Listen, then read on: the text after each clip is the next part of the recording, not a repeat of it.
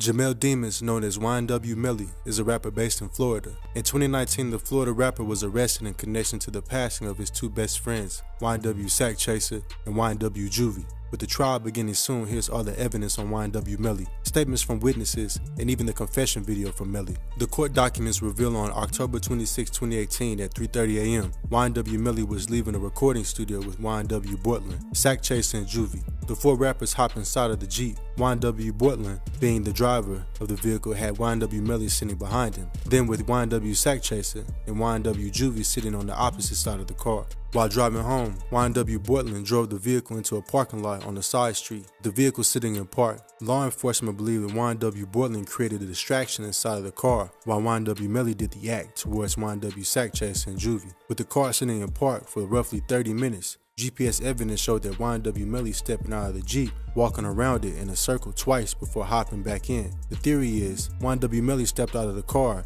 and used his firearm towards it, making it appear as if they went through a drive-by from a rival street member. After some time passed, YNW Portland then drove Sack Chaser and Juvie to the local hospital for medical attention. Meanwhile, YNW Melly sprinted home on foot down the street. 3 hours after the incident, law enforcement noticed that YNW Melly revealed in his Instagram DM something concerning. YNW Melly was having a conversation with the burner account about what just happened, as the passing of YNW Sack Chaser and YNW Juvie just hit the news headlines. As reported by Complex, stated by a new piece of evidence saying there is one Instagram exchange that took place hours after the passings, which was obtained by Complex via a public records request. In it, Melly's Instagram account says, "I did that," in one message, followed 2 minutes later by another message saying, "Shh."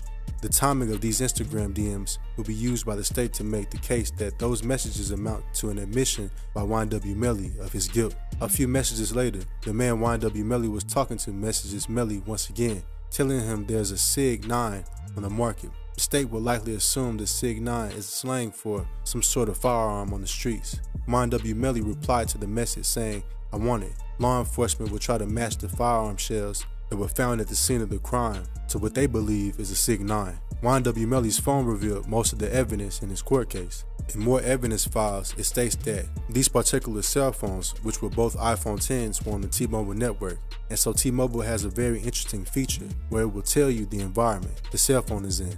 So from these cell phone records, I can tell you the exact moment Demas got out of the car and states the drive-by location. Also on YNW Melly's cell phone, they found a video on it. The evidence reports, and I quote, "Then also we have a video of Mr. Demas admitting to doing an act towards two individuals in the head." This video was on Mr. Demas' cell phone, which was brought to my office by Jamison Francos.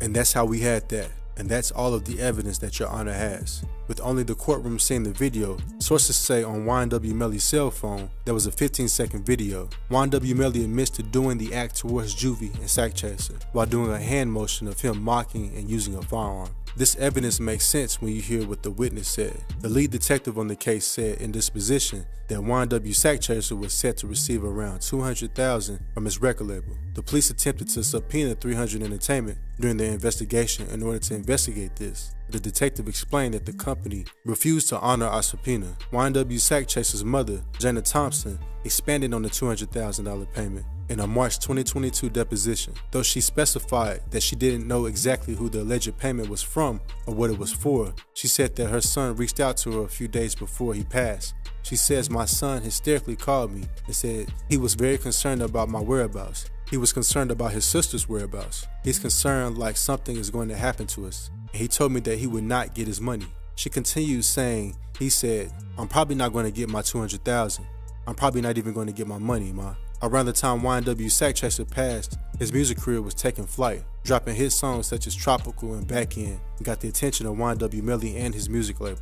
According to records, they claim that YNW Melly did the act towards YNW Sack Chaser to avoid paying him $200,000 to join his record label. If this turns out to be true, YNW Melly will be eligible for penalty as he used money as a motive.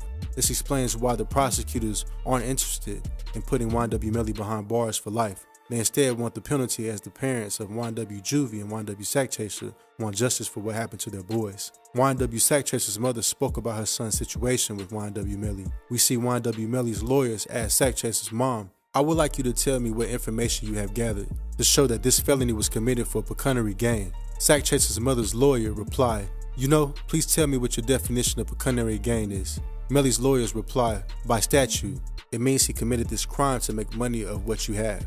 Sack Chaser's mother's lawyer replied, well, there was, and through a search warrant through Facebook, as well as though Jana Williams' testimony, that was money that was being brought to or was going to be awarded to Anthony Williams, aka Sack Chaser. Mr. Williams was supposed to get about $200,000, and that was in text, and also I believe in Facebook messaging, as well as the mother's testimony, and that money apparently was never obtained by Mr. Williams. Melly's lawyers ask, okay, do you know who's going to allegedly pay that $200,000 to Mr. Williams? They reply, well, I believe it was going to come through the record label. How it's paid out, that I don't know. All of this information was released to the courtroom in March 2022. After this evidence was released, this photo of YNW Melly was taken. As seen from this photo, YNW Melly doesn't really look like YNW Melly anymore. YNW Melly's reaction in court from witnesses was that he seemed nervous. YNW Melly in court at the time was told his case was being pushed back until May 23rd. It was pushed back due to the large sum of evidence that I shared earlier.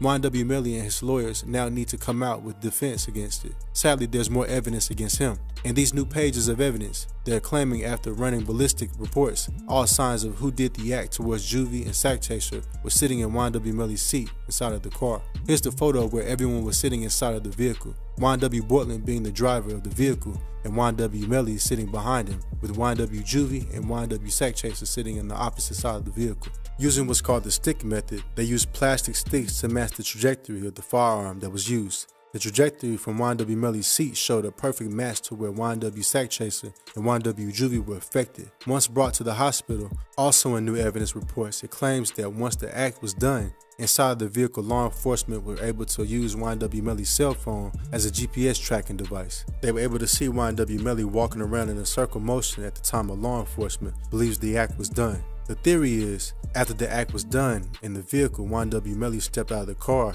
and roughed up the car from the outside using his firearm to make it appear as if it went through a drive-by. This theory seems to be true as the shells from the firearm that they found outside the vehicle matches the shells that were found under the floor mats inside the vehicle near YNW Melly's seat. So, with everything looking concerning for YNW Melly, we then saw his mother and his brother YNW Slime do an interview on YouTube. She disclosed information that many believe she wasn't supposed to say. YNW Melly's mother, while on the We in Miami podcast, was asked how YNW Melly is holding up in jail. She then replies he's doing good. He always calls and he's always in good spirits. He then asks when we can expect YNW Melly to come home. After some awkward silence, YNW Slime clearing his throat, she replies, the month of May, but if a grand jury is picked fast in April.